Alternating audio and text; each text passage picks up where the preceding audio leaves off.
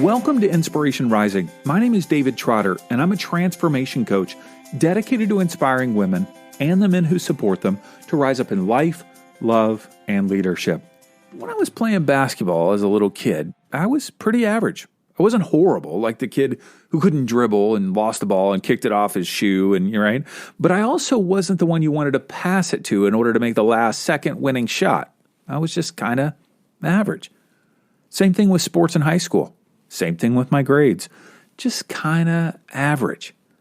But these days, I'm starting to rethink what it means to be average. And today I want to introduce you to LINDSEY MANGO, who is challenging us to live an anything but average life. Now, LINDSEY is a life and business coach who's passionate about helping women who are ready to change their lives and want to change the world through their work.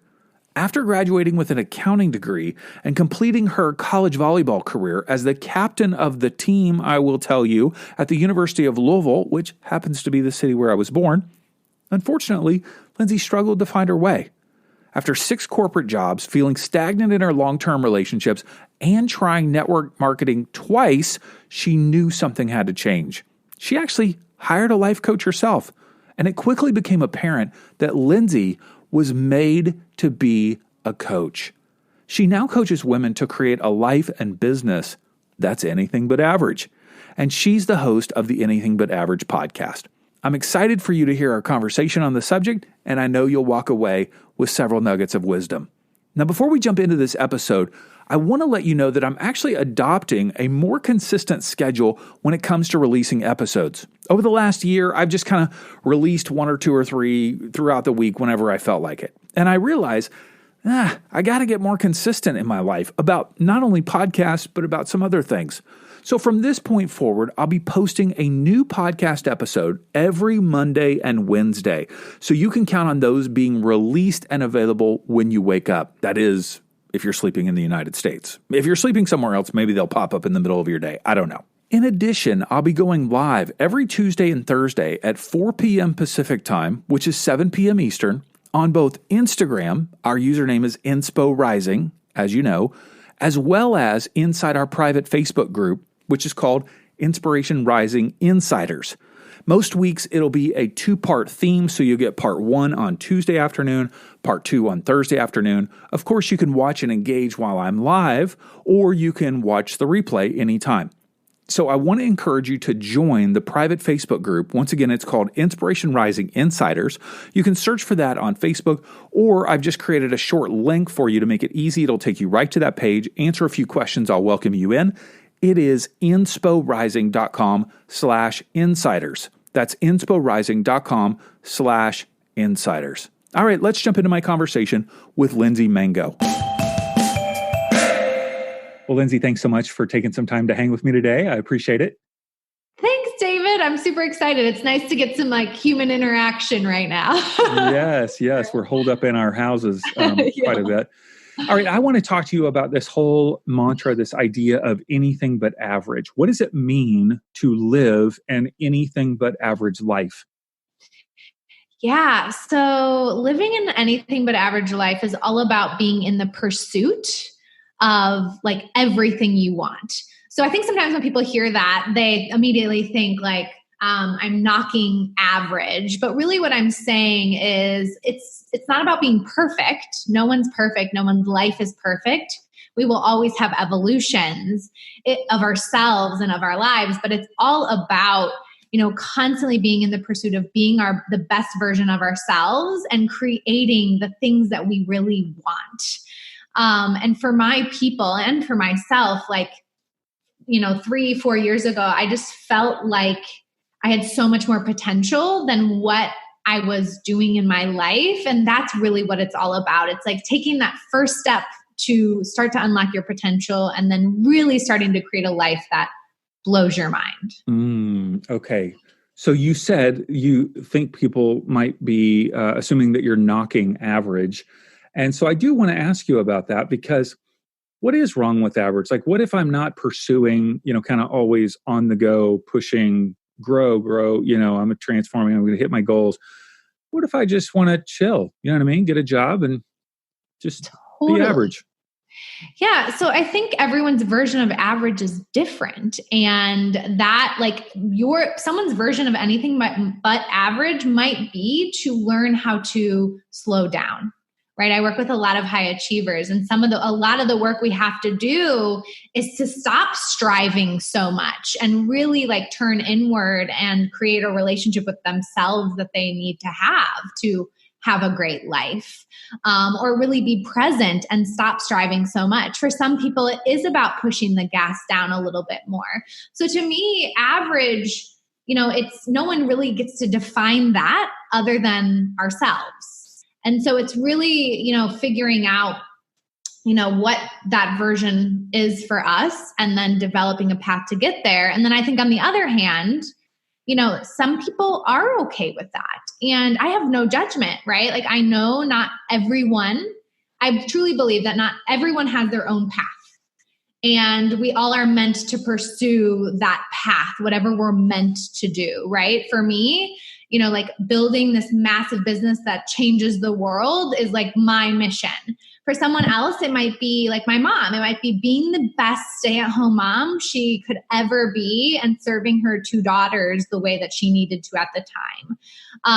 I think it's important for people to understand that we all have our own missions and we all have our own path. And that doesn't always have to look like this big, flashy, like change the world type of thing. But for my right people, the people that I'm meant to serve, it really is about like unlocking their potential and living their best life. Mm-hmm. What's interesting, I as more of a type A personality as well, what is average among a lot of type A individuals is hustle, push, grind, right?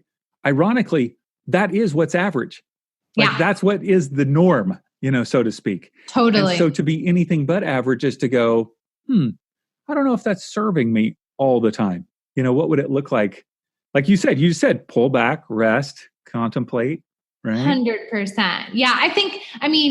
Again, I work with a lot of high achievers. I am a high achiever. You obviously are too. And I think it is our innate kind of reaction to go, hustle, grind. But to me, and anything but average life, like for myself, is having that harmony of purpose and mission and living my life and being present in my life. And really, to me, it's like being here for the human experience. And to me, the human experience isn't just about skipping around like through the flowers and daisies and having everything be perfect. Sometimes the human experience looks like feeling your emotions and like sitting with negative emotion and like really learning how to create more in your life by doing less. Mm-hmm. So totally, I 100% agree with that. So what brought you to this point? Like what is it in your life that caused you to want to see the world through this lens that you see it? Yeah. So my whole life, I played college volleyball. Like my whole life was just all about volleyball and sports and athletics and the achievement of that. And so I think from, my husband jokes with me that I've been training for like this like life playing field kind of my whole life. Which obviously helped me a lot. It helped me see the world in a different way. It helped me learn how to work hard and how to take ownership and all of these things. But after I was done with college and this like thing that I loved my whole life was just over. Oh, so hard. Yeah, I felt really lost. Mm-hmm. I wasn't really mentally prepared for what it would feel like. Everyone's end of something looks different. It could be an end of a marriage. It could be an end of a career. For me, it was an end of my athletic career. And really the thing that kind of gave me like significance and meaning. Mm-hmm. Sure, of course. When that door closed, I was like aimlessly walking around. Who am I? What do I do? Yes, exactly. So that kind of shot me out into the career world, and I started working different jobs, and I was really just trying to find myself and figure out like what I needed to do. And, it kind of got me stuck in this loop of living my life the way that I felt like everybody else around me was living their lives, and just like thinking, okay, I guess this is how life is. We just show up at a job at 8, we leave at 5, we count down the hours till the weekend, and our vacation days and like, this is just how life is. Yeah. So I kind of went on this like 7-year journey of trying to like swallow that pill and like it not sitting right and changing jobs. Like I literally changed my job 7 times. I had an accounting degree. Yeah. I got into sales. I did marketing. I did, I did HR, I did accounting, I did it all. And so really what it was my process of like figuring this all out. And I was in a long-term relationship before. I had changed relationships. So I say all this to say that I was looking for something that I like couldn't figure out what it was or how to find it. And I kind of had this like, just like come to Jesus moment where I realized I was trying to change every circumstance in my life and take every action I could. And I still didn't have what I wanted or felt the way that I wanted. And that's kind of when I realized I was the common denominator. Like I was the one, like it wasn't my job's fault or my circumstances fault or my boyfriend's fault that I wasn't living the life that I wanted. It was me. And when I really had that moment, it opened my mind up to a world of possibility. Like so many people ask me, they're like, didn't that moment feel terrible? And I'm like, no, it was actually the most empowering moment of my life because I was like, wait, if I'm the one creating all this stuff that I'm not happy about, right. I also get to rewrite my story. Was this like a conversation with somebody when this opened up, or was it like a moment where you quit a job? And you know what I mean? Like, take me to that. Was there like, or is it like a bunch of different moments all scattered around? Yeah, great question. So I think it was like a gradually and then suddenly kind of thing. So I think for a long time, I just quieted that inner voice and like just shut it up. And then, like I would switch the job and then the same thing would happen. So I actually got into network marketing about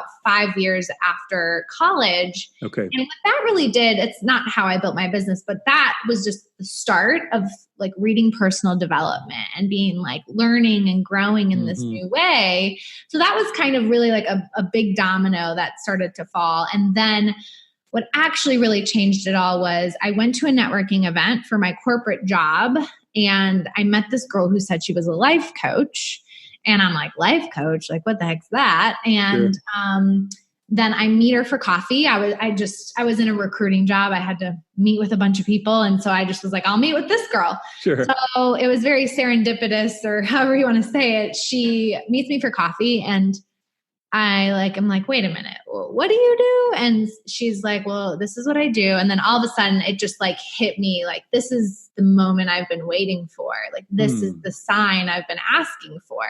So I like pour my heart out and I'm like, I keep feeling stuck. This is what's happening. I know I'm meant for something so much more. And all I needed was that like opportunity and that permission to be like, you're not crazy. There is more and I can help you make it happen. I hired her that day and that like things started to just happen so fast.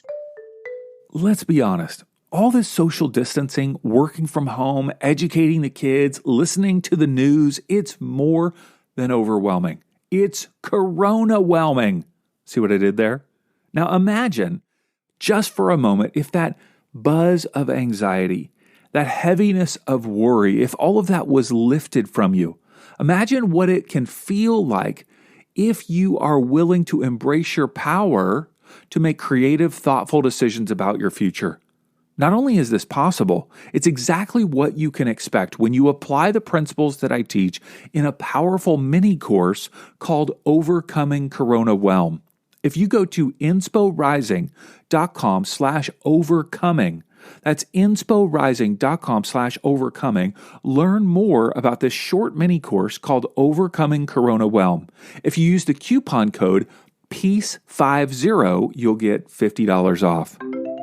So we're now in the middle of the coronavirus, and this idea of anything but average seems a little daunting in some ways because like maybe I'm laid off or I'm furloughed from my job. Maybe my hours got cut. Maybe my business is now just going in the hole.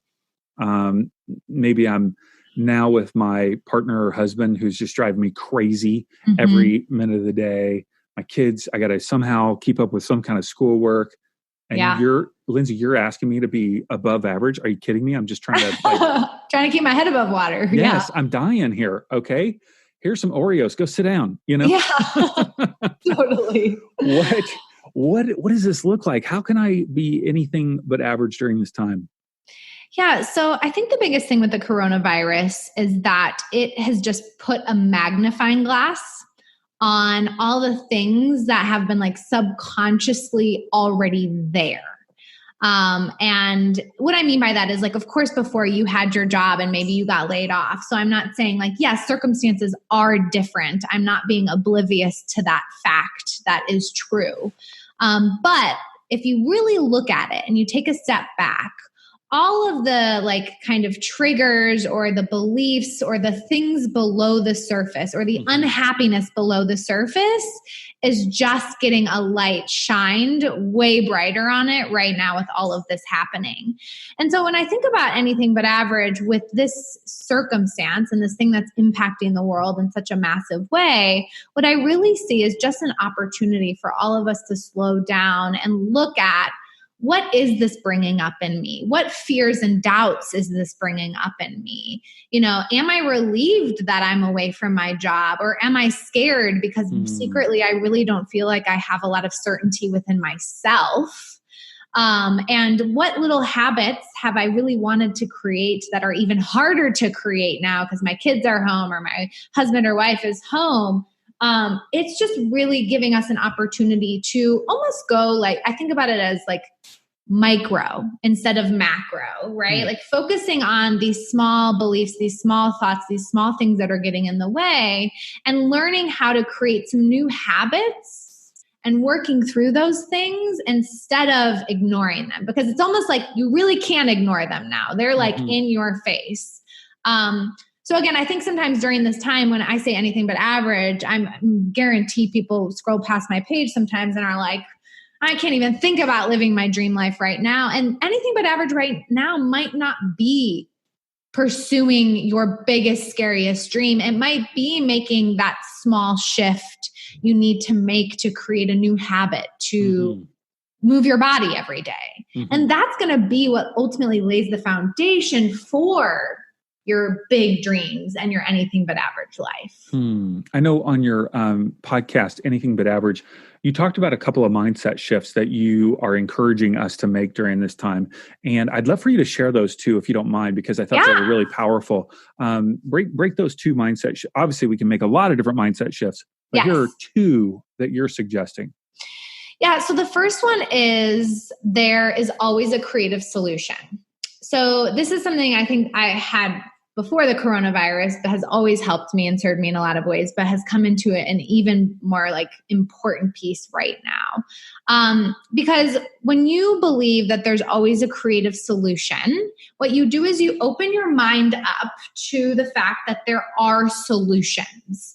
Whereas a lot of us during a time like this, when your job might be taken away or your hours are cut, your brain might be saying, I'm screwed.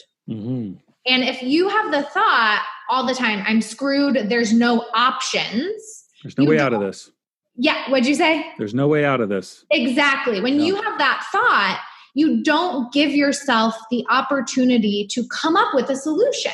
Like if I truly believe that I'm screwed and there's no way out of this, my brain is definitely not going to spend any time trying to figure it out. And then you just keep yourself stuck. But if you were to say, okay, like there's always a creative solution, what creative solutions are available to me right now? What you do is, I call it like the idea sandbox, is like you give yourself the opportunity to jump into the sandbox and like play in the sand and figure out what solutions there might be available to you. And I know some of you guys might be like feeling in dire circumstances, but really giving yourself that opportunity to jump in the sandbox and come up with ideas will make you feel better. You'll feel like, oh, look at all of these solutions, look at all these opportunities, instead of feeling like you have no options. And so I also like for that, I recommend people to use that and say, okay, if there was a creative solution, like what could it be? And coming up with like a list of 10, 20 solutions. When you do that is you stretch your mind and now you've got this list. Some of them might be not good ideas. Mm-hmm. But again, playing in the sandbox isn't about having the right idea or the perfect idea. It's about giving yourself the option to come up with ideas, because I'm sure 2 ideas out of that list mm-hmm. are going to be good ones. And are going to be ones that you can use. And so when you have that thought, you give yourself the opportunity to develop those ideas. Mm-hmm. Oftentimes, I think that we rule things out from even being a possible solution because it's not what we normally do. It might feel a little uncomfortable. It's might require us to exert our voice in some way. All of those things mean that we're going to have to do something that's a little out of the ordinary. I tell my kids all the time this. I just go, there's always a solution. Yes. Always. It may not be what you want exactly, but we can figure out something in the midst of this. Let's think for a minute about some solutions that people might be wrestling with right now that we could just throw out a bunch of different ideas. Like, for instance, let's talk about relationship challenge. Like if there's a rub in a relationship, whether it's with a partner, spouse, kid, what are some ideas or options or solutions that we could just kind of throw out there? Yeah. I think, I'm imagining like this show called The New Girl, and she calls it like the feeling stick. It sounds silly, but I'm imagining something where you can create some space where it's like, okay, we're not allowed to like react, creating 10 minutes a day where it's like, we're just going to sit down and we're not going to blame each other for how we feel. We're just going to talk about what we are feeling right mm-hmm. now and mm-hmm. open up that conversation. Instead of like, usually when you have that rub, what we like to do is we like to make the other person responsible for how we feel instead of taking ownership over our own feelings. Mm-hmm. So I think creating some space and doing that would be really, really helpful. Mm-hmm. I think what can also happen is spending time apart. I think sometimes when it comes to relationships, we think we need to like be up in there and have it talking about it. I know women, we love to do that. We're like, let's talk it until it's dead kind of thing. But I think spending some time alone and with yourself can create a better conversation with your significant other or in your relationships. It might look like doing something fun together, like my husband is also a coach, so you can imagine the conversations we have, but we still have that friction sometimes. And so like creating new experiences for ourselves, like we did, like we were planning like a sushi night or just something. It doesn't even have to cost more money. It can be like a movie night or watching our wedding video, creating space where you can just have like intimate time together and fun together. Mm-hmm. Would be something good to do. Yeah, that's good. I'll throw out a couple. One is looking for the positive intention in the other person. So if they have done something that feels like a rub or feels awkward, what would be the positive intention behind what they are doing? Good. That's one thing to keep in mind. Another is how can you believe the best about the other person? It goes hand in hand with the idea of positive intention. But if you're believing that somehow they're intentionally driving you crazy by chewing with their mouth open, okay, well, that's probably not true. They're probably not intentionally doing that. Yeah. Right? It's unintentional. So they're just relaxed. They're doing their thing, right? It bothers you, but that's okay. They are not trying to bother you. They're just being themselves. They're not intentionally doing that. So that's believing the best in people. Let's see. Another one could be even some online counseling or coaching right now. I've been coaching people via Zoom, couples that are going through some challenges right now. And you can reach out and receive that from a lot of different people. One of the websites, what I know people connect with me on is bark.com, B-A-R-K. And you can just get counseling via Zoom anywhere. So if you're going through a challenge, maybe it's worth reaching out to a counselor and just, spending a few minutes with them. That's lots of solutions. How about a couple of financial solutions? Because that's a big challenge for people right now. What are some financial ideas either to cut back or generate more income that you might have? Yeah. So I've been coaching a lot of my women in anything but average on this. What is there something you've been wanting to start, like a little business or a side gig that you really wanted to start? And this is actually giving you the opportunity to offer that. Right. And then also thinking about like framing it in a way where it's something that's needed right now, right? Like hand sanitizer just blew up, right? There are companies that are growing right now because they are focusing on the needs of the consumer. So thinking about what is something that I've been wanting to bring to the world and what is something that people need right now, and how can I mash those two together and offer a service or offer support in some way, shape, or form that would help them. I even think like I've seen people making like cloth face masks, right? That might not be your jam, but like, again, there is a solution, and coming up with something that's going to add value to people's lives now more than ever. I think about cutting back on some of the extras. Like I know I have a bunch of subscription things that I don't even use, and like looking for things like that just to cut them out. There's no reason to do that. I think also seeing that we're not going out and spending as much money as we usually are, right? So like we're not going out to dinners, we're not going to the movies, we're not shopping, we're staying at home, and seeing that in a way you're going to offset that cost too in your finances. Trying to think of some other ideas. Maybe there's stuff that you can sell like at your house that you don't need, clothes that you haven't worn in years that have the tags on them. I mean, these are simple examples, but they're, again, when you think that there's a solution to anything, you can come up with solution after solution. Absolutely. Even right now, a lot of banks are deferring loans or leases for a month or two.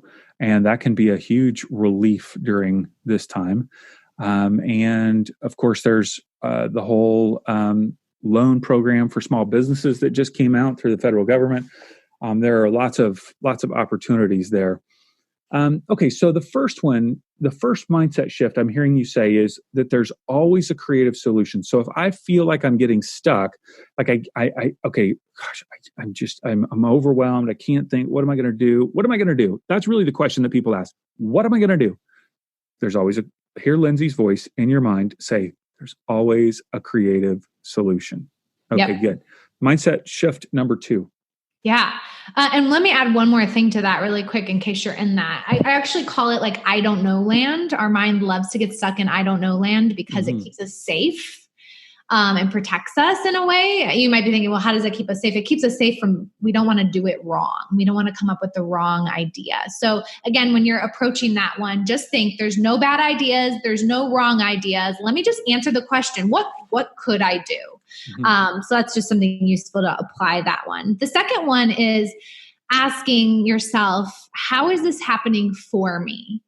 So a lot of times when stuff like this happens, we feel like this is happening to us. We feel like we don't have any control. And when you feel like you don't have any control, it feels pretty terrible. You have no power. So asking yourself the question, how could this be happening for me? And again, challenging yourself to come up with an answer or like 10 answers is really going to help you see where there's opportunity and possibility here instead of I have no options, I have no choice. So just in like some tangible things, like how is this happening for me?